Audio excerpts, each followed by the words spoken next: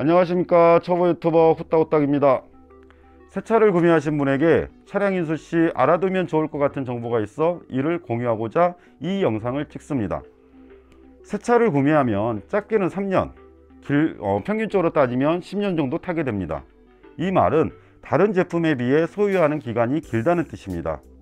결론부터 말씀드리면 딜러에게 모든 것을 맡기지 말라는 뜻입니다. 실제로 많은 분들이 그렇게 하십니다.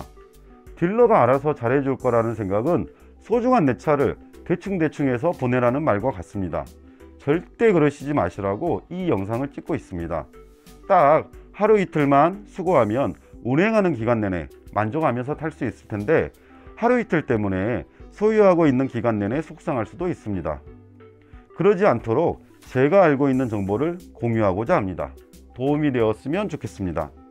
자, 그럼 이제부터 새차 인수 시 해야 할 사항들을 알려드리겠습니다.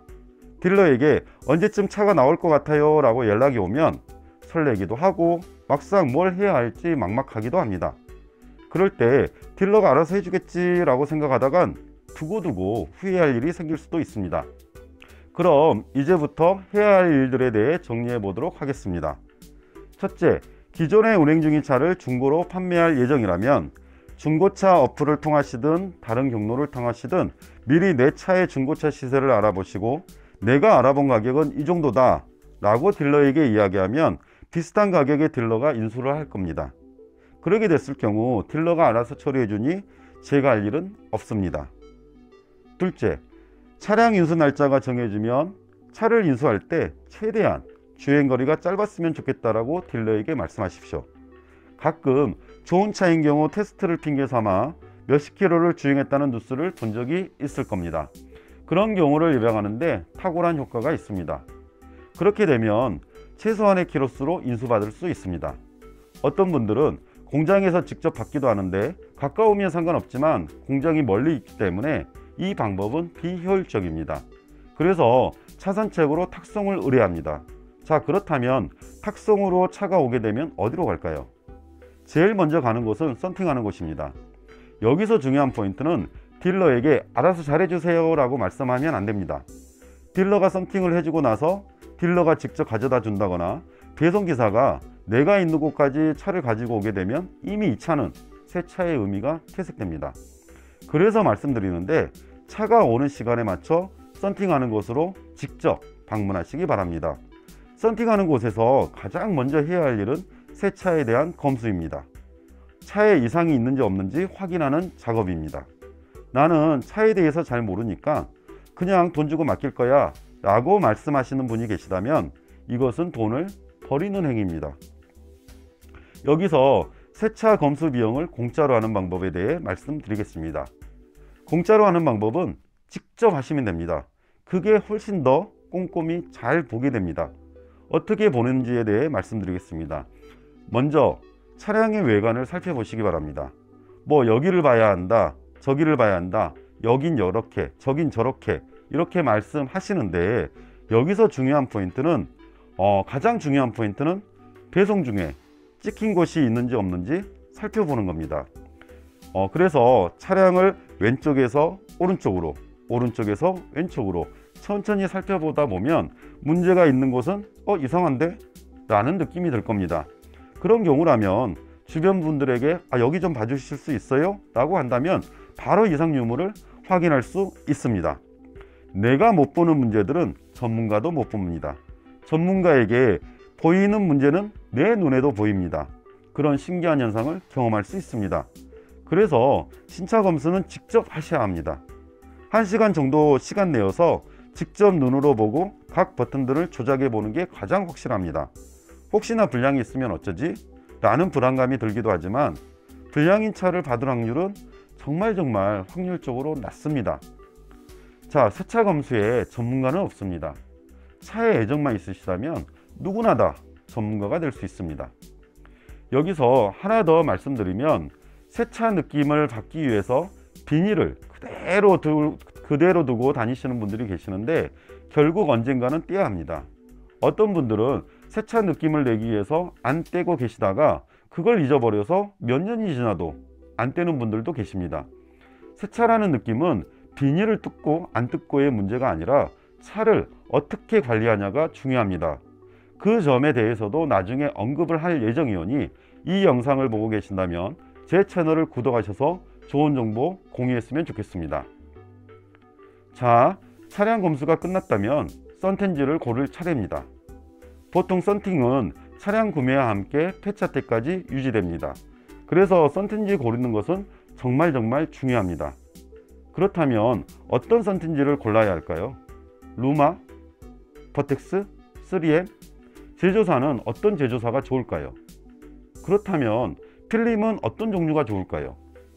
반사 필름이 좋을까요? 비반사 필름이 좋을까요?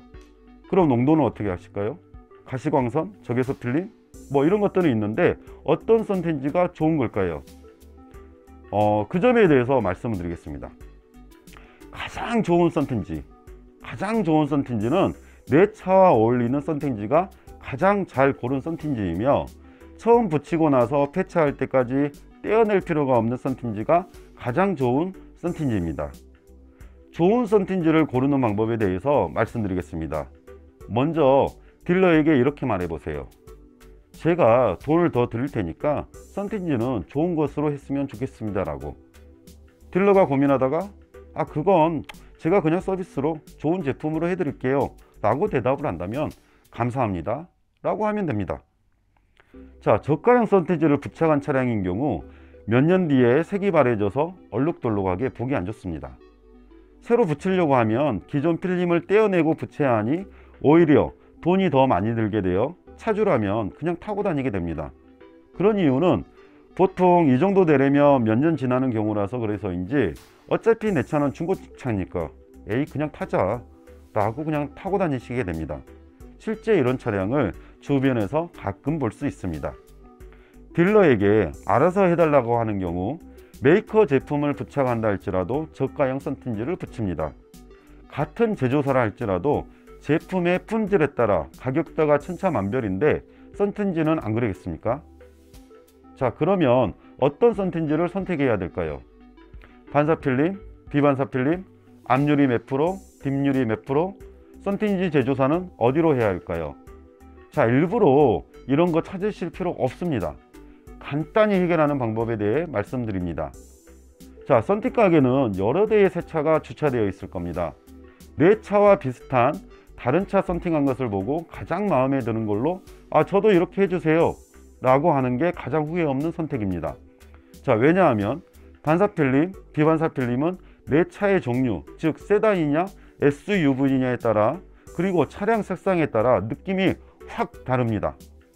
어떤 차는 반사 필름을 붙여야 어울리는 차가 있고, 어떤 차는 비반사 필름을 붙여야 그 차와 어울리게 됩니다.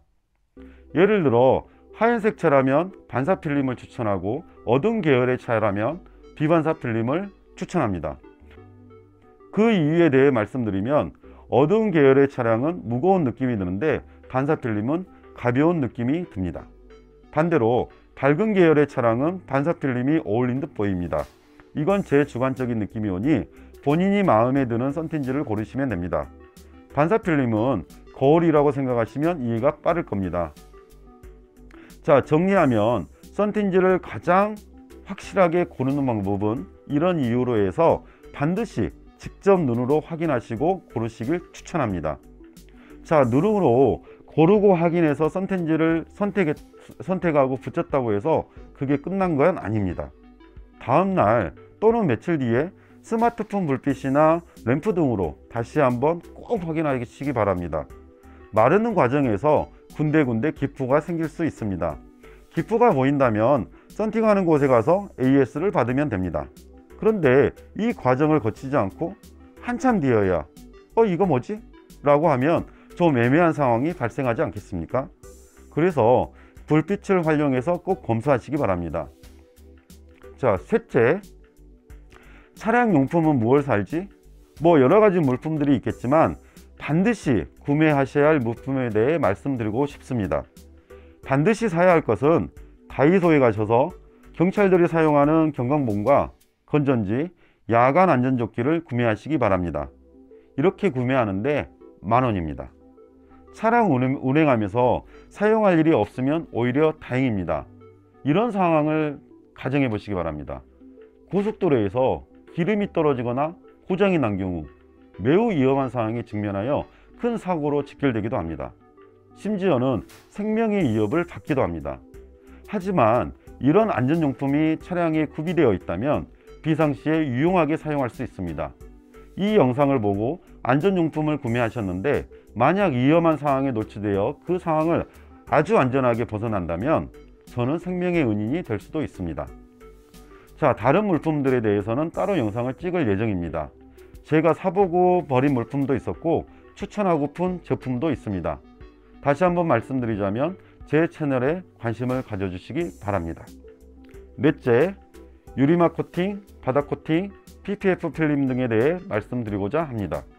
먼저 유리막 코팅에 대해 말씀드릴까 합니다. 딜러가 해준다면 그 돈으로 좋은 썬팅지를 해달라고 하시고 그럼에도 불구하고 해준다면 아유 감사합니다 라고 인사하시고 제 돈으로 해야 되는 상황이라면 굳이 할 필요는 없어 보입니다. 왜냐하면 한 번 하면 계속해서 가는 게 아니라 어느 정도 시간이 지나면 유리막 코팅은 의미가 없어지기 때문입니다. 오래도록 세차를 유지하는 법에 대해서는 나중에 언급할 예정입니다. 문콕 방지 필름은 실제로 도움이 됩니다. 그래서 추천합니다. 가격도 저렴합니다. 그래서 서비스로 그냥 해주는 경우가 많습니다. 파란색 문콕 방지 스펀지는 좀 촌스러워 보이고 PPF 필름이 무난하다고 생각합니다. 어떤 분들은 전체로 PPF 필름이라는 것으로 자동차 보호 필름을 씌우는 분도 계십니다. 보호 필름은 휴대폰 필름과 같다고 보시면 됩니다. 완벽히 보호는 못 해주고 일상 기수 정도 보호하신다고 생각하시면 됩니다. 그 가격이라면 차라리 몇 년 뒤에 광택을 내시는 게 새 차처럼 유지하는 데 도움이 된다고 봅니다. 블랙박스나 다른 사항들은 차량 옵션에 따라 선택하시면 될 듯 싶습니다. 앞으로 차량 관리 방법, 기능 설명 등을 꾸준히 올릴 예정입니다. 관심이 있으신 분에게 도움이 되는 채널이었으면 좋겠습니다. 제 이야기가 도움이 되었다면 좋아요 버튼 눌러주시기 바랍니다. 초보 유튜버에게 구독, 좋아요는 큰 힘이 됩니다. 앞으로 좋은 채널로 성장할 수 있도록 이 영상을 보시는 분들과 함께 성장했으면 좋겠습니다. 감사합니다.